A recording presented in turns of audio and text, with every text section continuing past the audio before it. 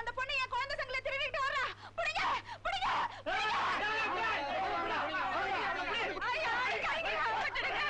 இவளை போலீஸ் வந்து கொண்டு வாடா. யுவர் ஆனர், போதை மருந்து கடத்தலில் தீவிரமாக ஈடுபட்டு குற்றம் சாட்டப்பட்ட லட்சுமி என்ற இந்த பெண்ணை கடுமையாக தண்டிக்கும்படி கணம் கோட்டார் அவர்களை கேட்டுக்கொள்கிறேன். கணவன் மேல் ஏற்பட்ட ஆத்திரம் காரணமாக தன்னுடைய 3 குழந்தைகளையும் கிணற்றில் தள்ளி தானும் தற்கொலை செய்து கொள்ள முயன்ற குற்றத்திற்காக இபிகோ 302, 104, 307 சட்ட பிரிவின்படி 10 ஆண்டு கடுங்காவல் தண்டனை விதித்து தீர்ப்பளிக்கின்றேன்.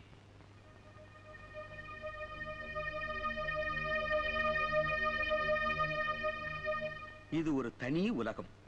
இங்கு வரும் ஒவ்வொருவரும் ஒவ்வொரு குற்றத்துக்காக சட்ட புத்தகத்தின் ஏதேதோ பிரிவின் கீழ் உள்ளே வந்தவர்கள். ஆனால் இவளோ மனச்சிறையில் ஒரு மனிதனை பூட்டி வைத்த குற்றத்திற்காக தன் ஆயுளின் பெரும் பகுதி இங்கு அஞ்ஞாத வாசம் செய்ய வந்தவள். இந்த வெள்ளை புறா வானை விட்டு கூண்டுக்குள் அடைபட்டு பலகாலம் ஆகிவிட்டது. அவள் போட்ட கரிக்கோடுகள் அவள் காதலுக்கு அவள் செய்யும் லட்சார்ச்சனை. ஆனந்த், ஆனந்த், ஆனந்த், ஆனந்த், ஆனந்த், ஆனந்த். ஏன் சார் லவ் பண்றேன்னு சொல்றீங்களே, நான் என்ன சொன்னாலும் செய்வீங்களா? நீங்க பாட்டு பாடுறத நிறுத்துங்கன்னு சொன்னா நிறுத்திடுவீங்களா? உங்க அம்மா அப்பா விட்டு வந்துருங்கன்னு சொன்னா வந்துடுவீங்களா? லதா, உனது வார்த்தை எனது வேதம். எதையும் செய்ய காத்திருக்கிறது என் இதயம். என் காதலை நம்பினால் கடிதம் சொல்லும் இடத்தில் உன் காலடி ஓசை கேட்கட்டும்.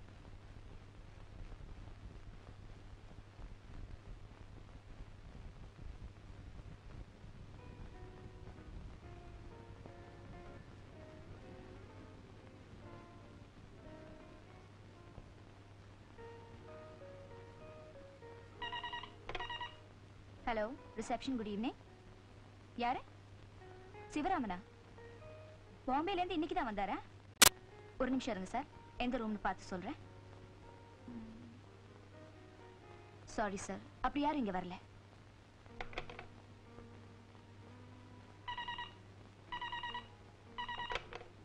ரிசப்ஷன். Good evening. ஏன் சார், எத்தனை தடவை தான் மிஸ்டர் சிவராமன் இருக்காரான்னு கேப்பீங்க? Are you mad? இங்க 5 ஸ்டார் ஹோட்டல்ல 150 ரூம் இருக்கு. அதுல எந்த ரூம் நான் போய் தேடுவேன்? ஏதாவது புரிஞ்சுக்கிட்டு தான் பேசுறீங்களா?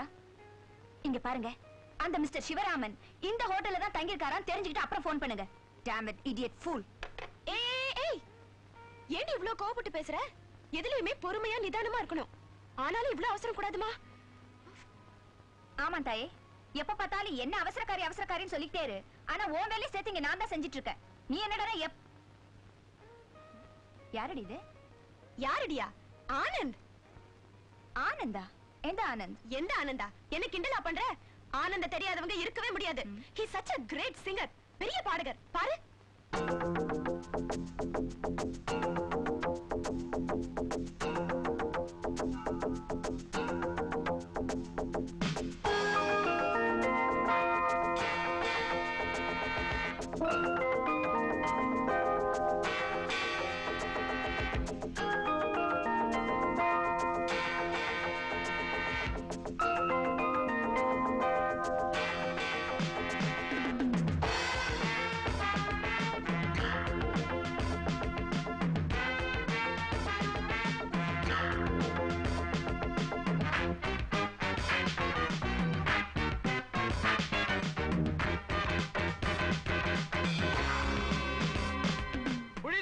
சொல்லி கார்ப்பரேஷன்காரங்க வந்து குழி தோண்டி குழா போடுறாங்க.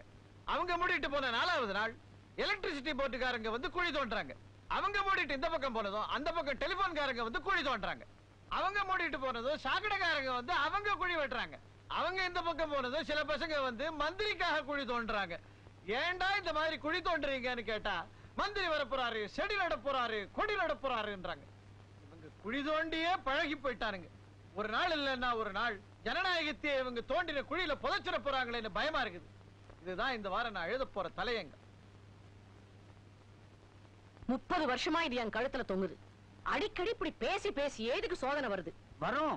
போன வாரம் ஆஞ்சநேய உபாசகர் இல்ல மயிலாப்பூர்ல அவர்கிட்ட உங்க ஜாதகத்தை காமிச்சு என்ன சொன்னாரு? கொஞ்ச நாளைக்கு நீங்க பேசாம இருக்கிறது நல்லதுன்னு சொன்னேன். அரசியல்வாதிக்கு தான் என் வாய மூடுறதுக்கு ஆசைப்படுறாங்கன்னு நினைச்சேன். அனுமாரு ஆசைப்படுறாரு போல இருக்குது. அனுமாரி அரசியல்வாதி எல்லாரும் ஒண்ணுதானே. பைத்தியக்காரி, நான் வாய பத்திக்கிட்டு இருந்தேன்னா நாய் கூட என்ன சீந்தாது. அப்பப்ப ஏதான பிரச்சனையை கிளப்பி விட்டுக்கிட்டே இருக்கணும். சத்தம் போட்டுக்கிட்டே இருக்கிறவன் தான் பெரிய மனுஷன். இப்ப கூட ஒரு ஜோக் எழுத போறேன். ஜோக் எழுதினாலே பிரச்சனை தானே. என்னப்பா அந்த ஜோக்கு? அப்படி கேளு. மண்ணெண்ணெய்க்காக ஒரு பெரிய கியூ நின்னுகிட்டு இருந்தது. அந்த கியூல நின்னு ஒருத்தனுக்கு ரொம்ப அழுத்து போச்சு. கோவம் வந்து இந்த மாதிரி கியூ நிக்கிறதுக்கெல்லாம் எவன் காரணமோ போய் அவனை கொலை பண்ணிட்டு வந்துடுறான்னு புறப்பட்டான். போனவன் 5 நிமிஷத்துல திரும்பி வந்துட்டான். கியூல நின்ன மத்தவங்க எல்லாம் என்னையா தாள கொன்னுட்டியான்னு கேட்டாங்க. இல்ல, அவனை கொல்றதுக்கு இதை விட பெரிய கியூவா அங்க நிக்குது, அதனால திரும்பி வந்துட்டேன். நல்லா இருக்கு.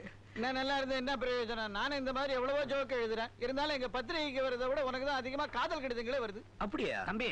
இந்தா எல்லா லெட்டர்ஸையும் படிச்சுட்டேன். பரவாயில்ல, இந்த காலத்து பொண்ணுங்க நல்லாவே லவ் லெட்டர்ஸ் எழுதுறாங்க. என்னதான் இருந்தாலும் லக்ஷ்மி எனக்கு எழுதின லவ் லெட்டர்ஸ் மாதிரி இதெல்லாம் வரவே வராது. பஸ், நீ வாழ்க்கையிலேயே பண்ண ஒரே அதிர்ஷ்டம் உன் புள்ளதான். நல்ல வேலை உன்ன மாதிரி இல்ல. சித்தப்பா, என்னப்பா? எல்லாரும் ஜால்ரா தான் அடிப்பாங்க, நீங்க தவளே அடிக்கிறீங்களே. சரி சரி, சாப்பிடுவாங்க.